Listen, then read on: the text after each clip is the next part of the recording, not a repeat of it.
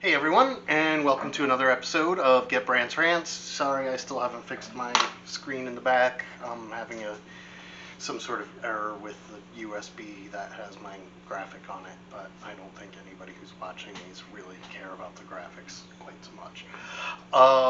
So what I wanted to talk about today is, with all of the protests and marches and in some cases riots, that are happening throughout the country.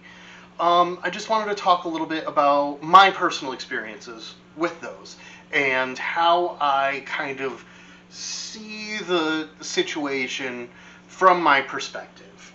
Because again, I think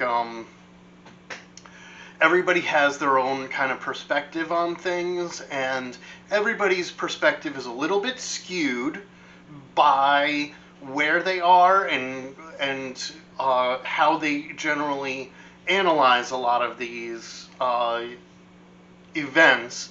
And because there's so much all at once, it's very easy for us to get disjointed or distracted or whatever. So I just wanted to kind of give my perspective and analysis. Not to say that I'm right on all of this, because I'm sure there's certain things that I'm very wrong on, but just to give a perspective. So, uh, first of all, I wanted to say, with regard to, because people talk a lot about the violence, the looting, the riots, and all three of those, number one, need to be taken separately, even though they're all existing in the same space. Uh, they're three separate phenomenons that coalesce, perhaps, but aren't just, because it's very easy, I think, and this is where a lot of the kind of more conservative backlash is coming from, is that it's a shield from having to do any critical analysis on the systemic structures that exist in our society, culture, etc., that are creating these problems by putting all of the bad stuff together and blaming it on the protesters. It's very much, I mean, don't kill the messenger is a saying for a reason. um, and I think that's a lot of the time, that's what kind of anti-First Amendment, anti-protest, anti um, anti-free speech even is. And so that's something that we really need to to get a grasp on, because there is a certain thing where in terms of cultural change and social change, a lot of it is happening on social media. A lot of it is happening with this move with a lot of people on social media to kind of dox people who are saying like really shitty things, and the whole thing of like kind of call out culture or cancel culture, where people just go heavy on them. And I think there's a very good there's a common good there, and there's also some kind of dangerous places that may go as well. I mean, as it is right now, as far as I'm seeing, I'm not seeing anybody going out and committing violence against any of these people. So in that sense, oh no, somebody lost their job. Like I quit my job because of what it was doing. So I don't really have, my well of pity does not go in that direction. I will frequently say, my empathy is directed elsewhere at the moment. That's not to say it can't possibly go in a lot of wrong directions. So that's number one. And I think there's right now especially, this is the moment where it's like we're changing the Overton window, and we don't know how it's going to look at the end, but as far as I'm concerned, as long as it's, blatant bigotry and white nationalism and things like that that we're really cracking down heavy on, hey, I, and so here's the thing with white nationalism, because I think a lot of people are like, oh, I don't understand why, the left and whatever are so heavily focused on white nationalism. Part of it is because of the fact that not only has white nationalism been a very heavy perpetrator of racist, classist violence against communities, particularly the African American community and the LGBT community, but it's also because of the fact that there has been such a heavy strain in deference to those power structures that, number one, look at the Reformation. After the Civil War, when technically that ideology should have, it lost. When that ideology that lost, it came to the point where we were trying to do the Reformation and everything else, the reinforcing factor, Ulysses S. Grant, however great of a general he may have been, was pretty shitty as a president. That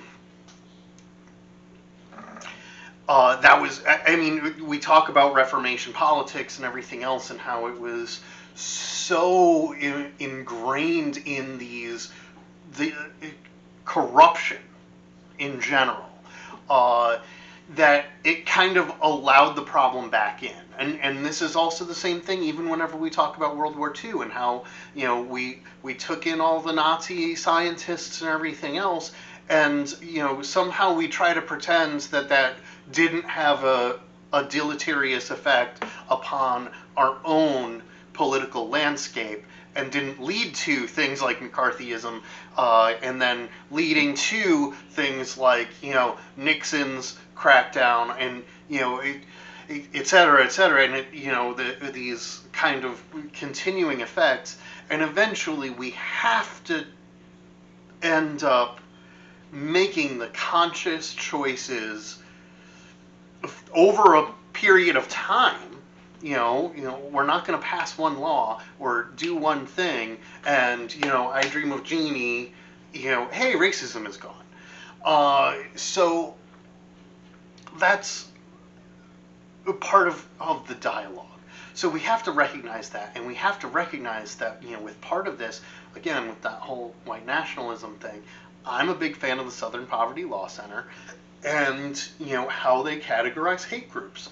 Now, the right wing has a lot of these, kind of white nationalist groups that have been, they are a strong social and cultural force. They are. They exist.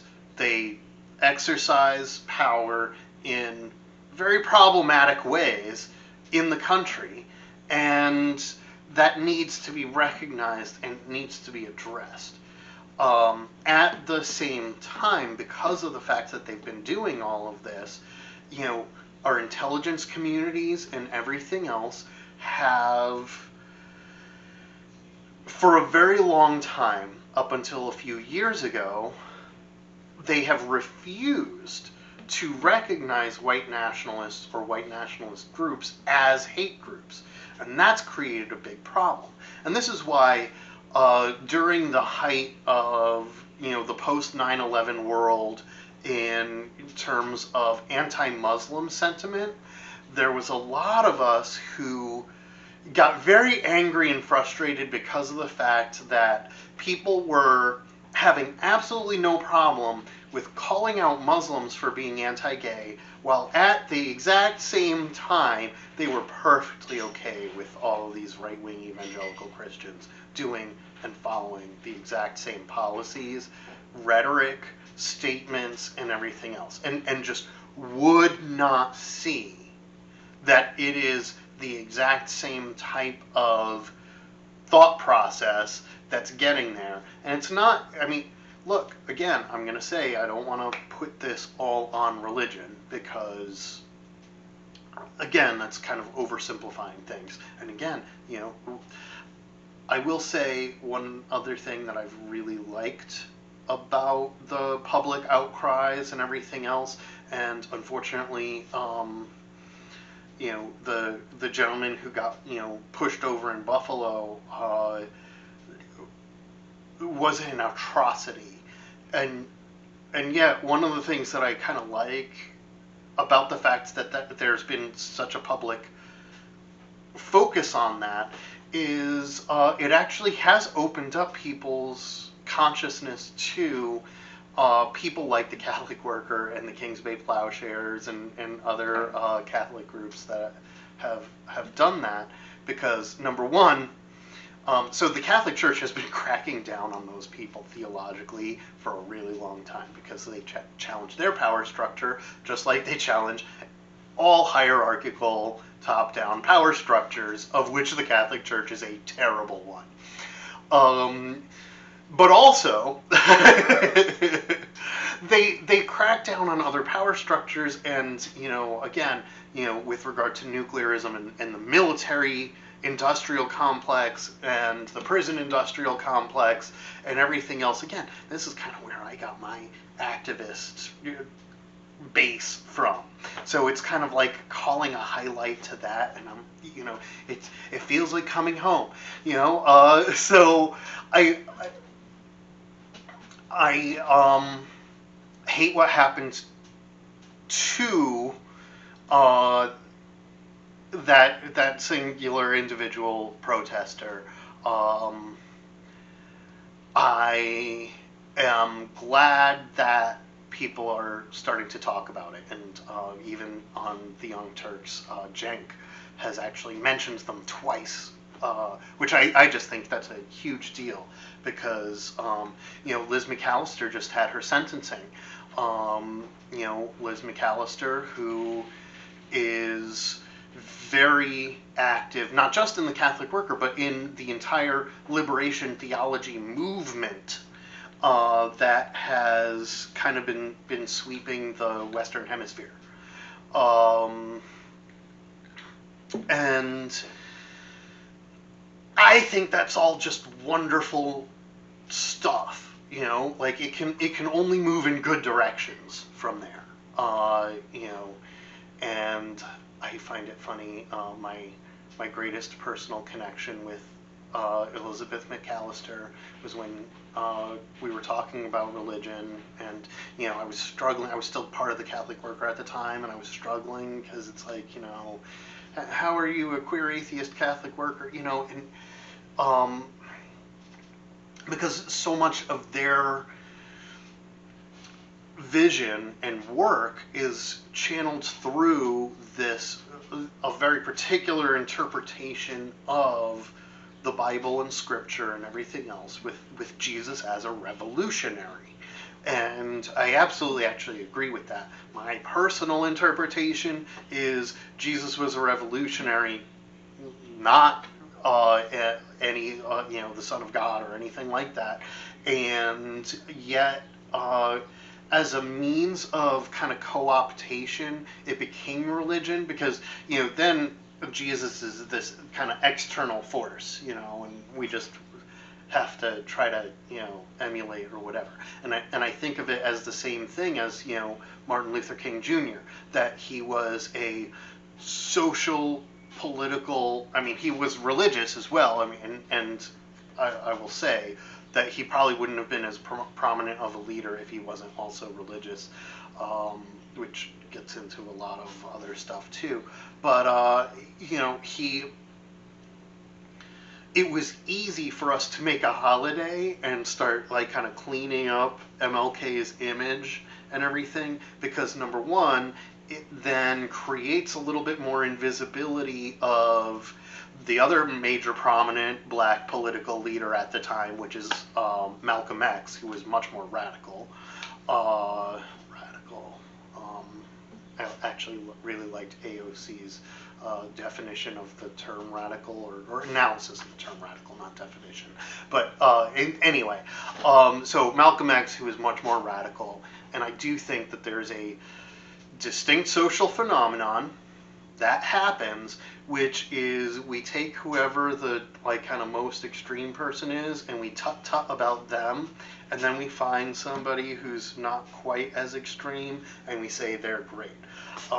The reason I wanted to point that out is that it's part of this whole thing of rioting, where we talk about riots like, oh, but you should do it peacefully, but whenever people did it peacefully, we criticize them. So an interesting thing for people to know as they kind of watch this, still get involved, don't just watch, but as we are try to be self-aware of all of these phenomenons, you will notice that we will see all the people who are like, the proponents of rioting, it's hard to say a proponent of rioting, but I'm just gonna. It's a massive oversimplification. Don't take it as me saying that there's people like being like, "Yay, riots!" But you will see a lot of kind of demonization, kind of reinforce and crystallize there. And then there will be the, hey, we're the more reasonable people here and everything. And that's a phenomenon that happens. And it's part of this whole thing where when we're only talking about voting and elections, that means that's part of the reason why progressives have been kind of pushed out of the Democratic Party up until recently is because of the fact that if the dialogue is entirely around voting, then the people who are pushing for public policy that is the most left-leaning are the extremists. And so if they're the extremists, then the kind of corporate establishment Dems are the moderates, and so therefore they're the reasonable ones. And that's why we have people like Pete Buttigieg and Joe Biden and Nancy Pelosi who are running the Democratic Party, and fucking shoot me now. But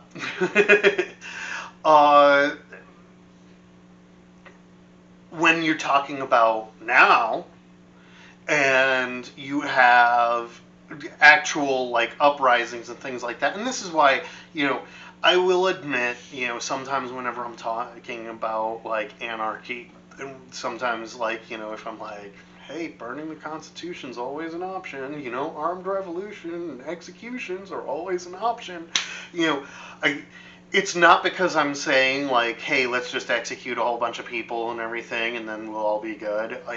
Please do not interpret it that way. It is saying, hey, if we remind everybody what the unreasonable options are, and that nobody's talking about, because we're not calling for that. I mean, there's probably some people, but if we are at least talking about it, if we at least remind people, hey, if the system is only going to reinforce oppression, and it's never going to support people or democracy, get rid of it. Suddenly people are going to be much more willing to reform the system than if you're starting out with, hey, let's implement a couple of reforms, and they're like, fuck you, you extremist. Because people are going to say, fuck you, you extremist, no matter what. So you might as well make sure that, you're pushing for something real. And that's the thing, is we want to talk about, because there's differences between being principled, being effective, and everything. So we want to be as intentional as possible when we act and when we dialogue. recognizing, again, going back to the harm reduction approach to life, recognizing that we are not always logical, we are not always rational, we don't always do the best thing. Sometimes we're just reacting to stuff. And this is the reality behind a riot is, you start out with a peaceful, intentional protest, and all of a sudden you've got a face full of tear gas, and you're in pain and confusion, and everybody's, reacting. Now you're just reacting. And if you react with violence, that's not a point where I'm like, oh, how dare they? Come on.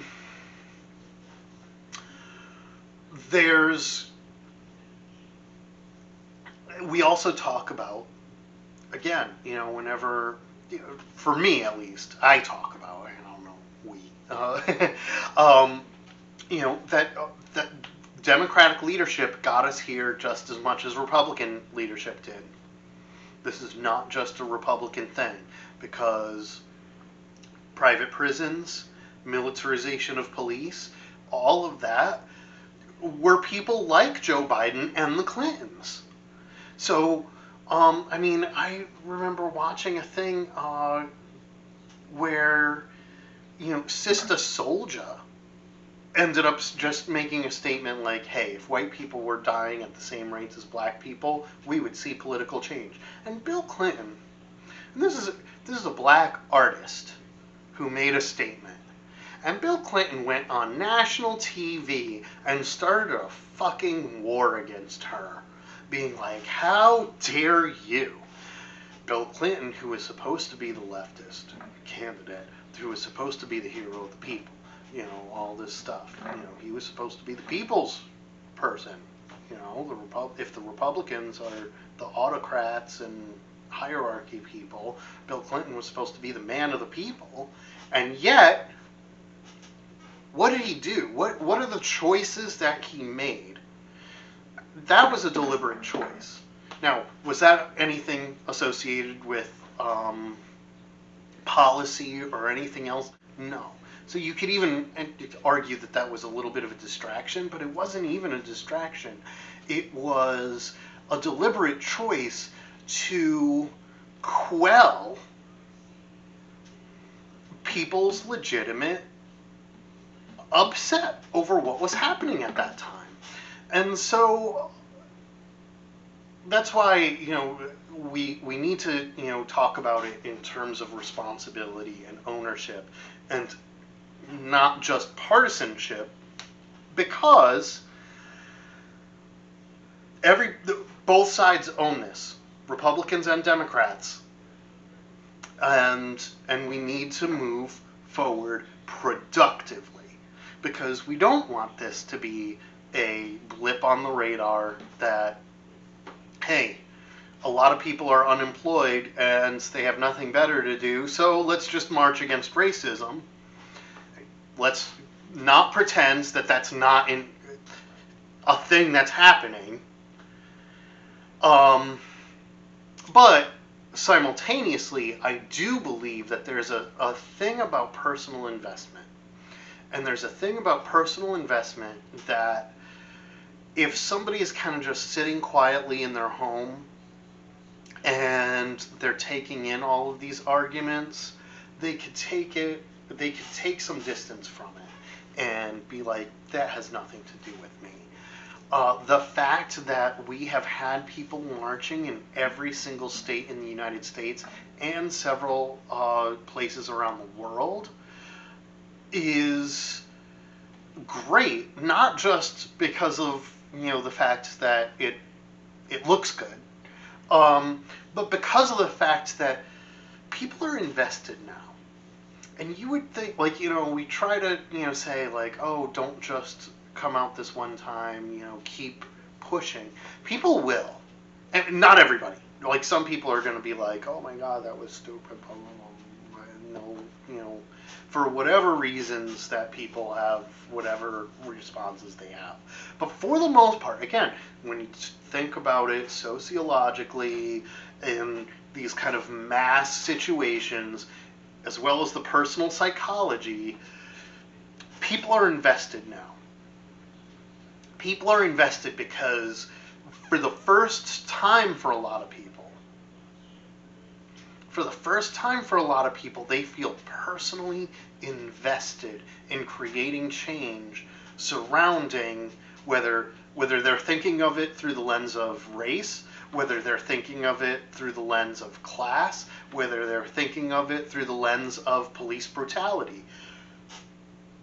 The fact that it's kind of a nebulous and incoherent thing, I think is actually good, because it's pushing people in a lot of different directions at once, but most of the directions are good directions. And so, like from my perspective, it's like, these demonstrations are really all good. And it's like kind of reinvesting those personal connections. I think a lot of, especially younger queer folks, are the connections between like the Black Panthers and the Stonewall riots and the early queer movement, and even the development of the fact that the Pink Panthers existed as the kind of queer version of the Black Panthers, with trying to patrol the streets of gay neighborhoods to prevent gay bashings and hate crimes and things like that. All of those things that were purely academic for a lot of people are now real, because, whenever a gay bar comes out and starts providing supplies for Black Lives Matter protesters, and then the police crack down on the gay bar, it's like that only kind of reinforces that connection between our movements, and that makes it into one much bigger movement. And I think that's only good things will come of that. I mean, not only good things, but mostly good things will come of that.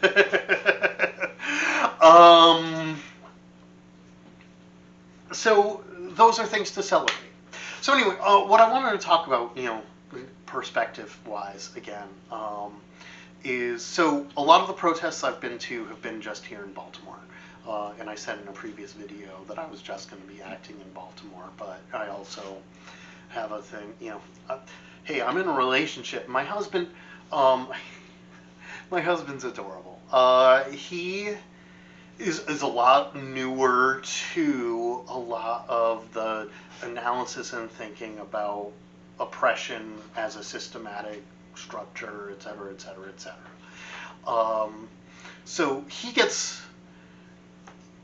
very much more kind of emotionally, angry, sad, depressed, and everything else than,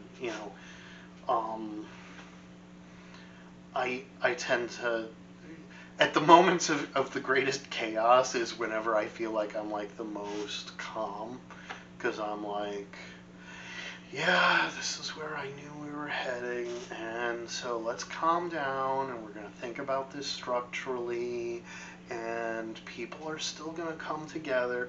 Yeah, it's horrible. A lot of people are really going to die, and that's a shame, but we need to make sure that we're plugging away, and we're not living in fear or reacting out of fear, and so, people just make fun of me because, it's easy to make fun of me for that, but it's,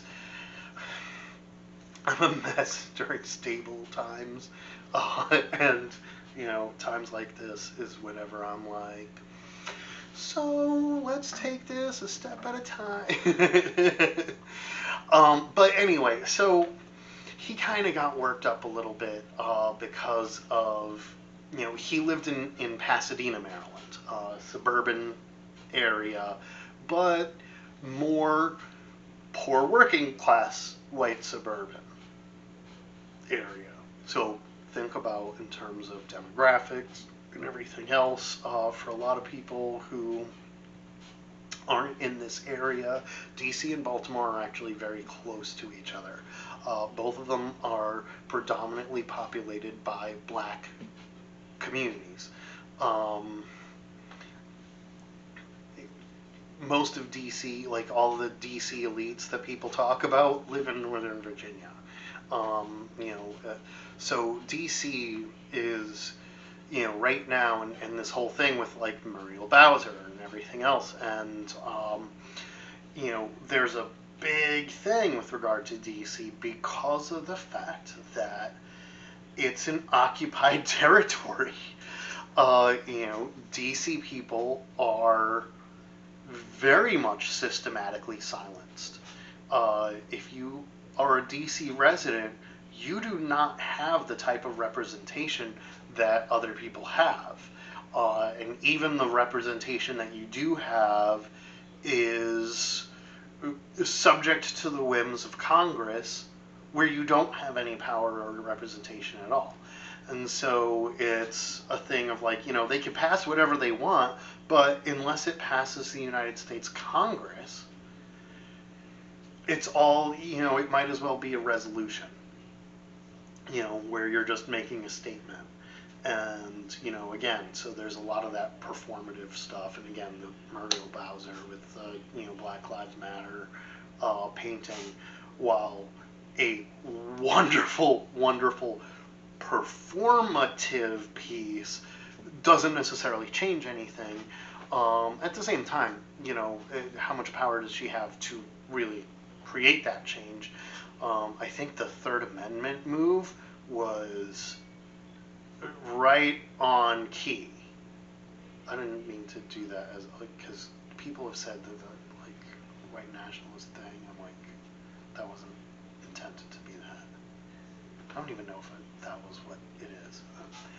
This is the problem with like dog whistles and symbols and stuff. I'm like, oh no, I just made a hand gesture. Is that the wrong thing? Yeah, sorry. Anyway, that's what happens whenever you're sitting there looking at yourself, too. Anyway,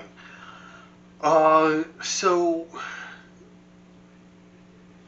Pasadena, much whiter, much more conservative, compared to a lot of the rest of, you know, Baltimore, you know, DC, a lot of other, you know, parts of Maryland that are more ethnically diverse.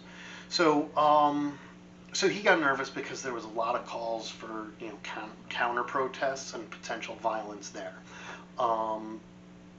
When we got there, the counter protest was like 4 or 5 people, but I'm actually really glad that we went, because I think if we had just joined the Baltimore protests that day, I wouldn't have kind of gotten that perspective of having protested in another city, or town or whatever, because it really highlighted how, as much as there's like this unifying thing with regard to all of these protests and movements nationwide, each individual city and township is doing it very differently. And there's different messaging, there's different feelings for the people who are part of it. And I think it's actually both fascinating and wonderful. You know, it's that whole thing of like unity and diversity together, because of the fact that there's so in Pasadena, the girl who was organizing it really did a lot of partnership with the Pasadena police, and the police were there as a, we're with you, we're here with a presence, and we want to make sure that you're protected from these possible outside agitators. And I think a lot of people really warmed to that. You know, that it spoke to that community, and I think that was important. There's a very big difference in Baltimore. Baltimore, now, there hasn't been, large scale, like rioting or anything else in Baltimore.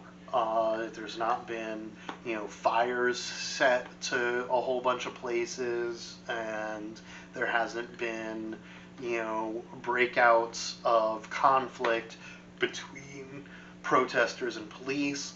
There hasn't been looting. Tell me that there's not, like, the one thing that I care the least about in all of this, and yet gets the most fucking dialogue, is this question of looting. And it is because I do see it as a class thing, and I mean, if people are starving in the streets, and they loot a restaurant, yes, it sucks for that restaurant, but if that's the only way that people got fed, people ate. But anyway, that's here nor there, because that's also not the reality of a lot of what's happening. I'm going to get to that because I think New York is one of the, I don't know whether you'd call it the best or worst example with regard to this whole concept of looting. Sorry, I need water. All right. So Pasadena, very calm, very, we're partnering here with police, and we're talking about racism in a very much more, I don't want to say academic way, but it's, the focus seemed much more on be kind to your neighbor, recognize that racism exists, recognize this and that, and how can you in your personal life be more committed to not being racist. And that's all important stuff, especially for a community like Pasadena, where the issue isn't necessarily that police are breaking into black people's homes and murdering them, as in certain other communities. That doesn't necessarily mean that there doesn't need to be police reform in Pasadena as well, because I think it's a nationwide, we need to change the way we're doing policing. But it does speak to a difference in the needs and problems that exist related to race in a place like Pasadena compared to DC, Baltimore, New York, Minneapolis. New York. Now, I haven't been to any of the protests in New York. I do have a lot of friends in New York. And I'm seeing a lot of the both news clips, the videos, and reading a lot of articles coming from New York. And I think New York is really disturbing. And I think there's a lot of factors. So New York especially, like, you cannot say it's any 1, 2, or even 5 factors that are happening in New York, because it's so densely populated. There's so many different kind of like factions, I'll say. And I don't want to say it in terms of factions as like groups of people, but it's spheres of influence. Different power structures all coming together in different ways, and most of them not good. Again, I am 100% behind the protesters in New York. They're the ones who are suffering the most because they're the only ones who are really doing the right thing. There's a lot of really bad, self-interested and even other interested but bad actor parties who are taking action in New York, and it's just really awful. Um, and again, like, whenever all of those things come together, who are the people who suffer the most vulnerable? And so that's a big thing, and I'll get to that. Baltimore is, again, it's very complicated.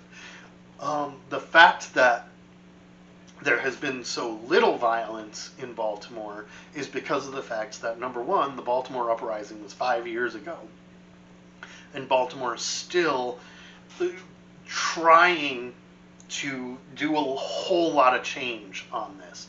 And here's the thing, we just had a primary. Like, we're still counting the votes of that primary right now, including city council and mayor and everything else. They just reported today that Brandon Scott pulled ahead in the count a little bit, ahead of Sheila Dixon. I'm hopeful for that. I voted for Brandon Scott. That just from my perspective, again, I'm only a couple of years newbie to Baltimore, so maybe there was something I wasn't. I don't want to say, like, hey, Brandon Scott's the candidate for change, and, Sheila Dixon. So Sheila Dixon was convicted of actual corruption charges. So that's a big thing for a lot of us. But I don't want to say that all the people in Baltimore who voted for her are awful and they're trying to support corruption. Because it's a lot more complicated than that. It is. I'm hopeful. I hope that Brandon Scott is the kind of change agent that I thought he was when I voted for him. I hope he does win, but that's all happening as we speak, as we're in the process of all these protests and everything else. And the reality is that there's been so much corruption in Baltimore, and it's so problematic that a lot of people do just want to sweep through changes all the way through. And I don't think there's anything wrong with that. In fact, I think, the more we have changes in leadership and everything else in cities, that the kind of better off we are in general.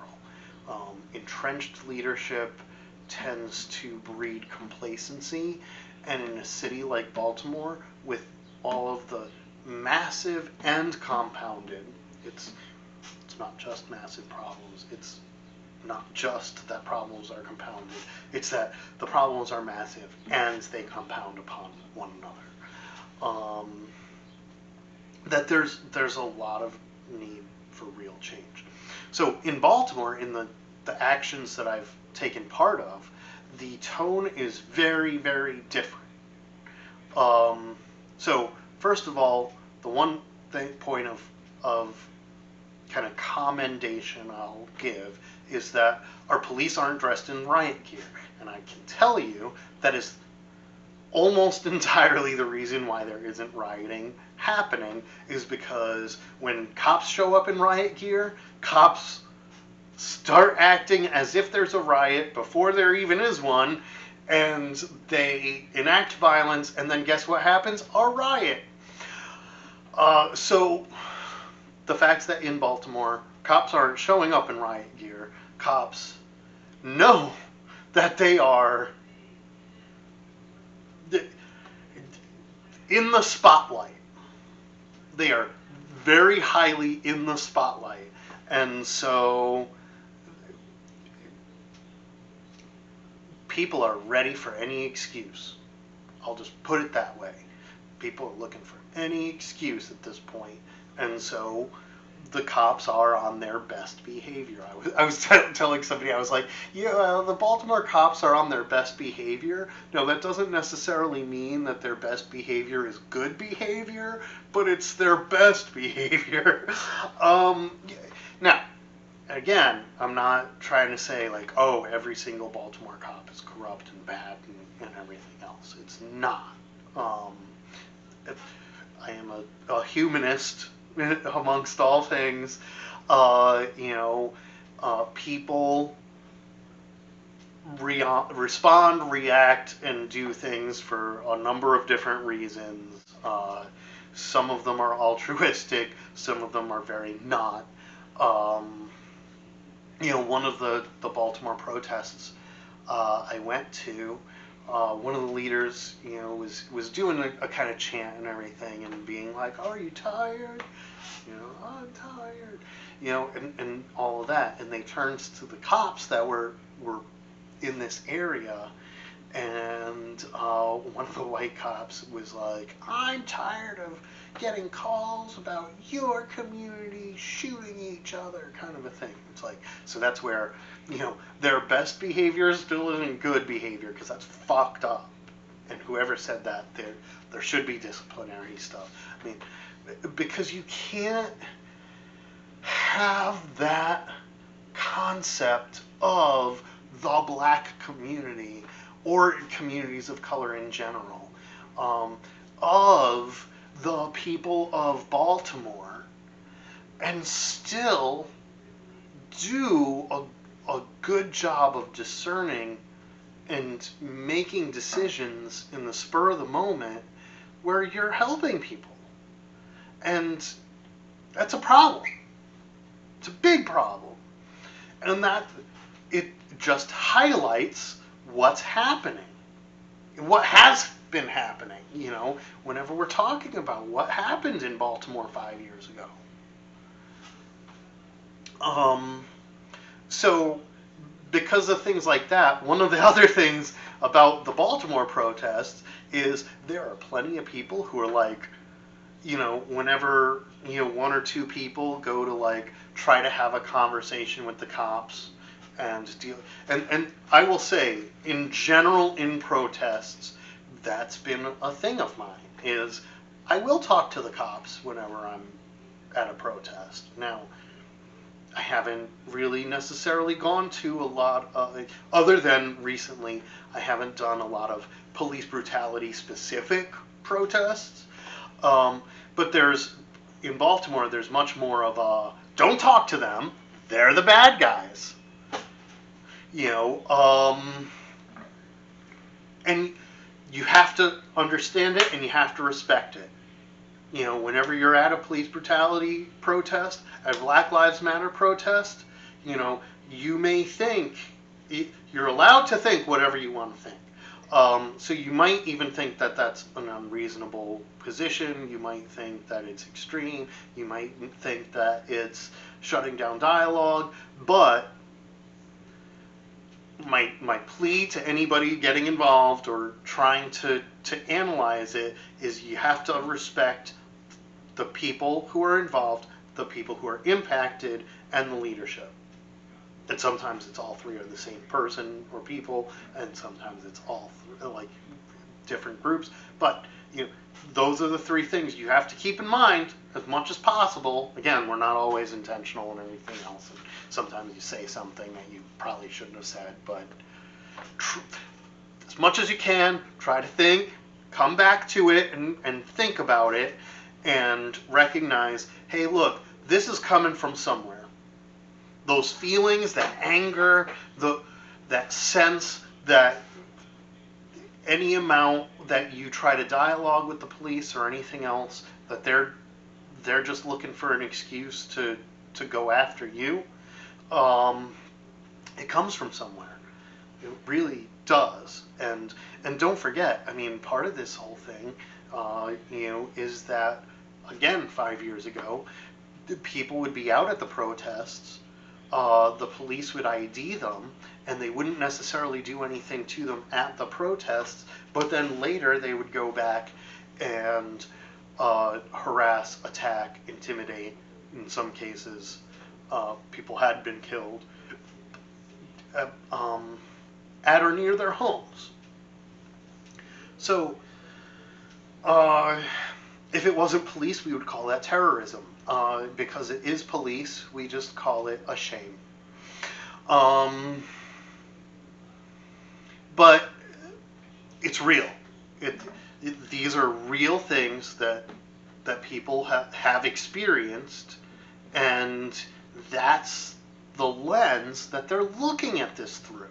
So you can't say, oh, Baltimore's doing it wrong or right, and Pasadena's doing it wrong or right, and DC is doing it wrong or right. Each community is responding based upon the experiences and the systems that they have been working with and dealing with. And that's why I think the fact that this is now a global movement is phenomenal, because it's just pushing the world in a way that is wanting to address racism in some way or another. Again, we could talk endlessly about how each community is dealing with it and how they're strategizing, and how, I might think that this community is not doing enough and that community is maybe going a little off the deep end, or that community's like, getting caught up in the performative nature of things, and that community is really focusing on the systemic and everything else. But all of it is connected.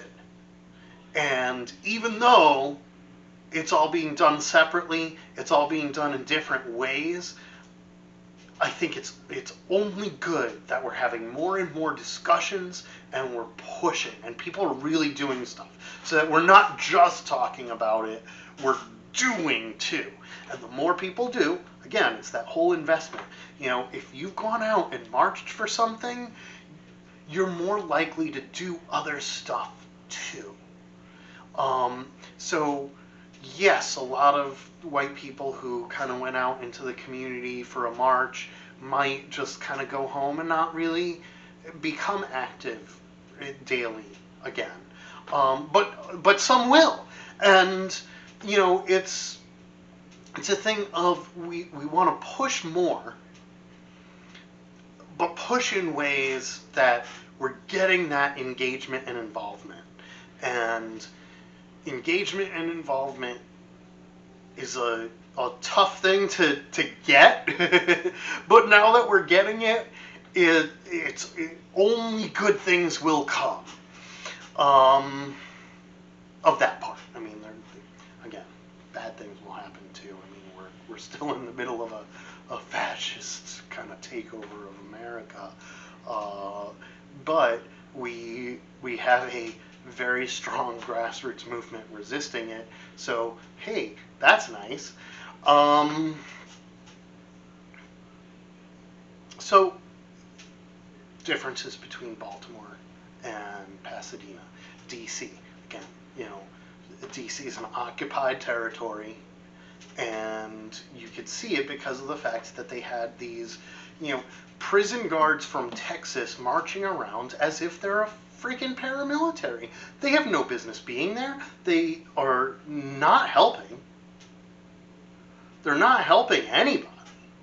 Do you think that those prison guards are stopping looting? No.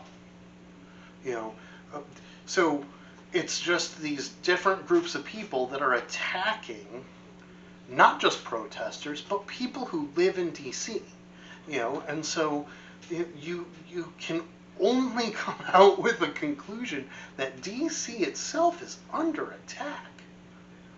And again, whenever I say DC, I mean DC residents, not the people on Capitol Hill and everything else who have all the power and are in charge.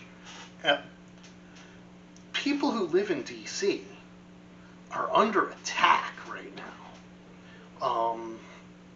So that's something that I need to really reinforce to anybody who is not in this area, because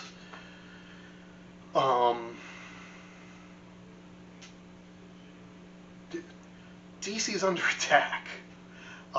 So even though the DC mayor, the spray paint thing was more of a kind of performative act, it was still a very radical performative act. And I think the Third Amendment push of really getting rid of some of these, I'm going to call them outside agitators, even though they're from various governmental agencies in different municipalities and everything. But for DC residents, they are outside agitators. You know, even the Secret Service right now is acting like an outside agitator because all they're doing is attacking peaceful protesters. You know, no, nobody's charging up and trying to, you know, assassinate Donald Trump. Not that most of us would probably even necessarily condemn them if they did, but still, like, nobody's trying that. Like, you know, there's not a, you know, movement of like murder him. You know, and it's part of the reason why, you know, it's so funny and comical that people, you know, with the whole like kind of bunker bitch thing.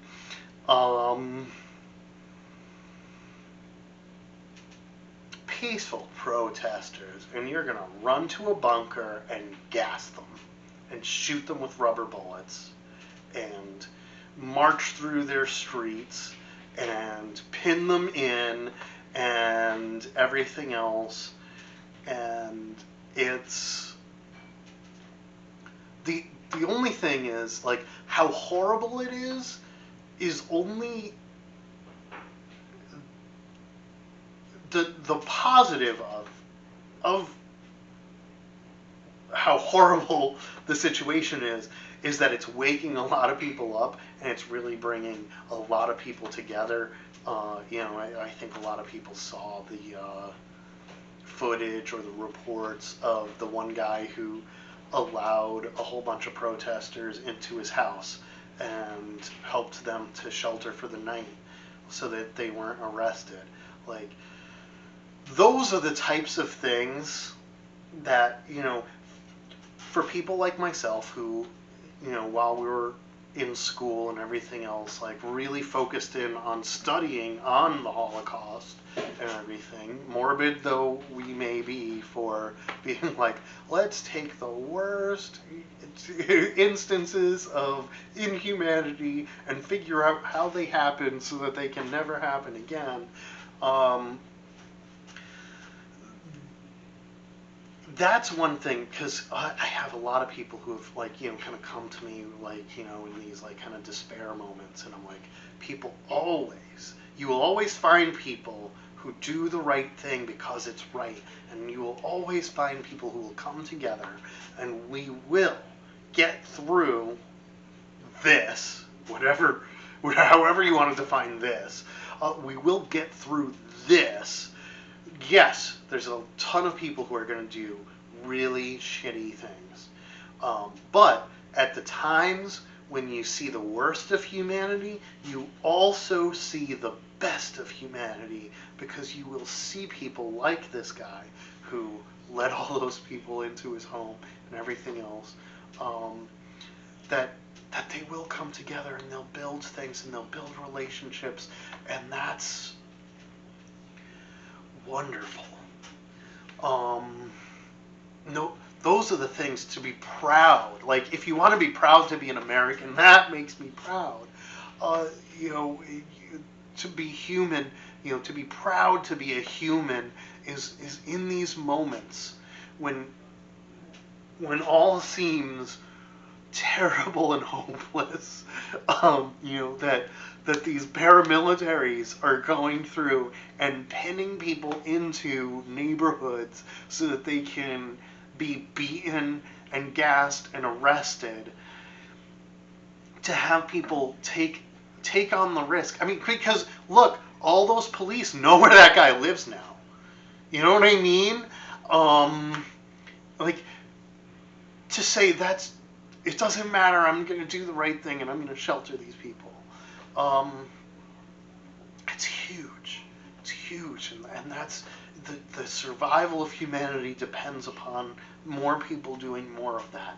And the thing where I say I have hope for humanity and everything else is the fact that that does happen, and it will happen, and we will have more of it. Um, it's it's terrible that all the things that are happening and that will happen that will make it necessary, but it is also wonderful that we will have those people who will take on the commitment to push and do the right things.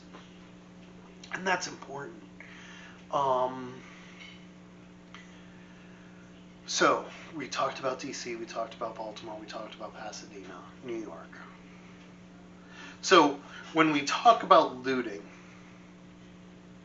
I want to talk about New York's the one place that I actually do want to talk about the whole phenomenon of looting, because New York is kind of this unique. It's both unique and not. So there's a particular thing, and this is one of the things about New York.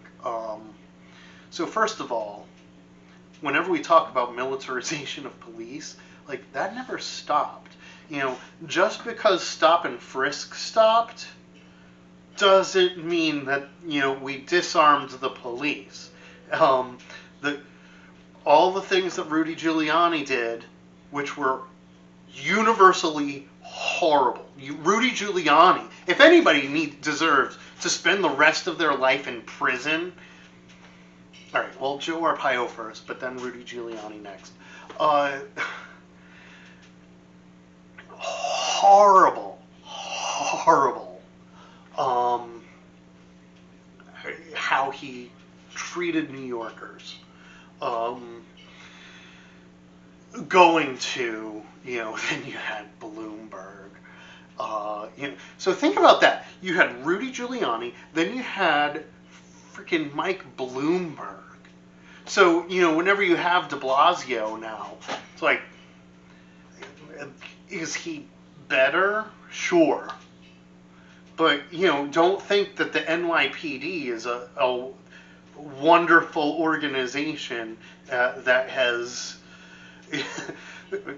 It's gone through all the reform it needs. Clearly not. So there was one instance where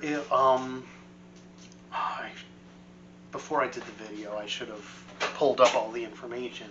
One of the worst instances of looting was an issue that was orchestrated by the Italian mob. And there were police officers that were involved in aiding and abetting that. And so you have to recognize that am I saying that the NYPD is entirely controlled by the Italian mob? No. The majority of them aren't. I mean, when you think about systems of centralized control, it's almost impossible to have a singular power structure that controls all of it. But you do have issues with, general police corruption and the whole thing of the nationwide fraternal order of police and the police unions and how much they have way too much control nationally. That's been heavily documented in this moment historically.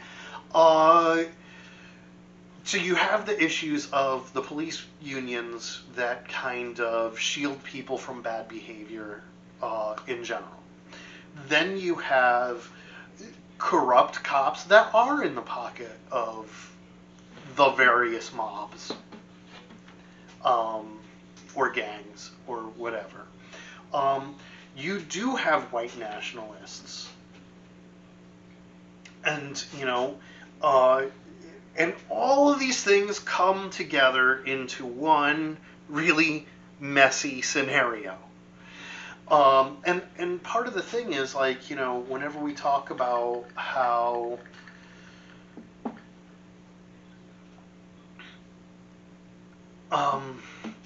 I will say the standard Republican response, and I'm going to say that because this is part of the reason why whenever I look at Rising, which is one of my favorite programs, the kind of two things that I daily go to are, in terms of video, are the Young Turks, who I call, they're an echo chamber, but they're my echo chamber because Anna Kasparian, I can't think of the last time I disagreed with her, and so that's always something to kind of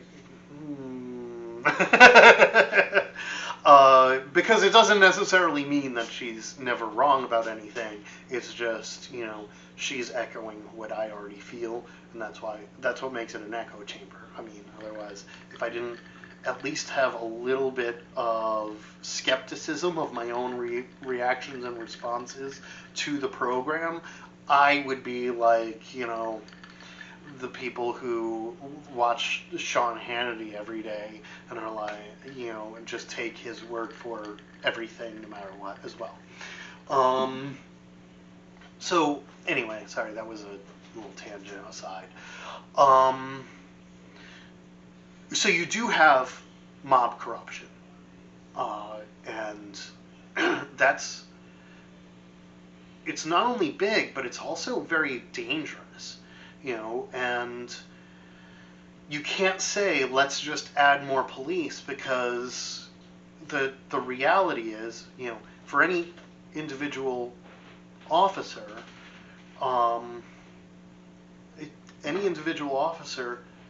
is just a single individual, and so they're still subject to the reinforcing control of the police union. They're also still subject to the financial control of the New York mobs, because that's all it is they are a system that is worried about only two things: power and money. And so whenever you talk about, New York mob, they're concerned about power and money. That's also the weapon that they use. It's pretty single-minded. That is both their strength and their vulnerability, is that they don't care about anything other than power and money. And so when you take a nuanced approach to things, then you can, and you're going to target the mob specifically, recognize that you hurt them by hurting their power and money. And that's why we're going to get to the, I am very behind the whole defund police thing. I will say, a lot of the time abolish police as well. That's more of a long-term thing. Like, I'm not trying to argue like, hey, no police tomorrow. But again, it's kind of also that I'm going to stand on that. Maybe it's a little bit more on the unreasonable side, but if me saying abolish police means that, all the people saying defund police sound more reasonable, I'll do it. I'm perfectly willing to be the bad guy.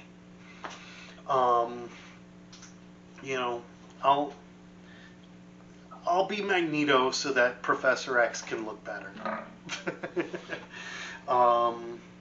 That's it. It sounds more disingenuous, and I don't want to say, none of the things that I say are meant to be disingenuous. It's more of, hey, I understand the argument for this, and I'm willing to stand by it. I don't necessarily think it's the best argument for right now, but I'll stand by it. Again, to remind people, it's like that whole thing, like, hey, we can burn the Constitution anytime. Just remember that's an option. Don't these other reforms look a lot better than going with that? And if that's what it takes to remind people that these reforms aren't that radical after all, hey, that's a learning tool, in my opinion. So that's where I am with regard to that, and trying to go with that recognition that sometimes it's about having the kind of loftier goals so that you can achieve the compromise achievable ones, whereas if you start with the compromise, you're going to get less than that.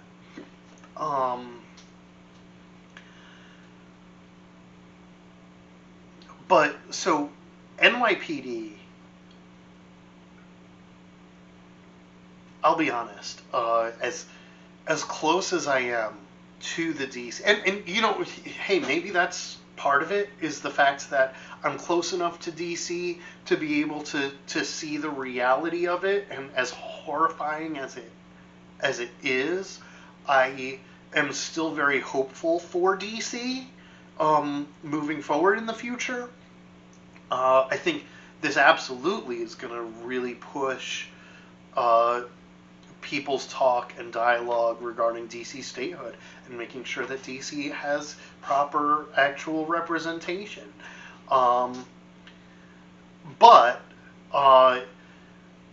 it might be the fact that I'm more distant from New York, that New York looks particularly horrifying to me right now, but I tend to trust the people on the ground. And what I'm seeing, what I'm hearing, my perspective is New York right now, I think, is probably one of the scariest situations that I've seen, and it's because of the fact that there is really, because of this, a maelstrom of these powerfully interested entities that are really pushing for control and taking action in their own interests and not in the interests of the community in general. Because protesters are going for the community. Nobody goes to a protest, well, not nobody, but generally citizens don't go to a protest for anything other than the community.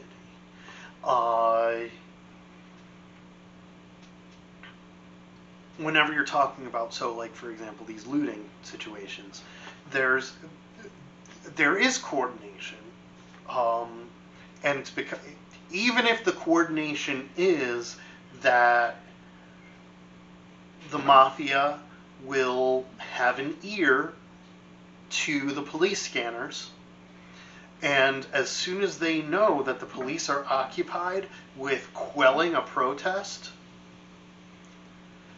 now they know that the police are occupied, so now we can move in and take out these stores. And that's a part of, I'm not saying that is every single looting situation that has occurred in New York, because it's not. It has been several of them. And that's the thing where whenever people are like, in some of these communities, whenever it's like, oh no, there was a coordinated effort because a whole bunch of cars all pulled up at the same time, and everybody, one person smashed all the windows, and then everybody ran in, and all this other stuff. It's like, whenever you have something coordinated like that, that's not protesters. That's not rioters. That's not the community. That is a group that already had a plan and they moved in. And the reality is, adding police to the situation isn't going to fix that. It's not going to fix it because they're already factoring the police in. They're already factoring the police in, and adding more police isn't going to stop it. It's not going to fix it. What you need is, so that's another thing where, again, if you have the police are disarming of the riot gear and everything else, and they're not going after the protesters, suddenly you don't have looting because now they're free to respond to other things that might be happening in the community and in the neighborhood and everywhere else.